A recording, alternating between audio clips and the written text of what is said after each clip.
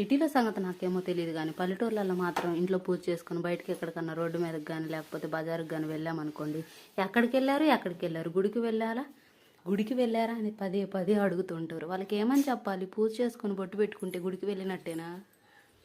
ఇంకా అయితే ఉప్మా పడి దగ్గర నుంచి ఇంటికి వచ్చిన తర్వాత బట్టలన్నీ ఆరేసినాక ఇంకా కూర అన్నం పోయిన పెట్టే పోయినా వచ్చేసరికి అయిద్దని చెప్పి మా అమ్మ ఇది బెండకాయ కూర పొద్దున్న తాలింపు వేసిపోయింది, కానీ నేను తిన్నాను వాళ్ళ క్యాబ్ మిగిపోయింది. మళ్ళీ నేను ఇప్పుడు ఉడకబెట్టుకోవాల్సి వస్తుంది.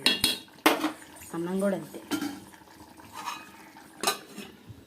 ఇంకా పడుకుంటారా నా కొడుక్కి? నేను ఇవాళ ఉప్మా పడిపోయినా, నేను ఆడ బొంకుంటే ఆ బొంకులో 2 ఈ కొనిచ్చిన లాలీపాపలు అబ్బ వాడు ఆనందం అయితే చెబితే తెరల ముక్కులు గారిపోతూనే ఉంటాయి. తీపి తింటూనే ఉంటాడు, వద్దంటే ఏడుతుడు.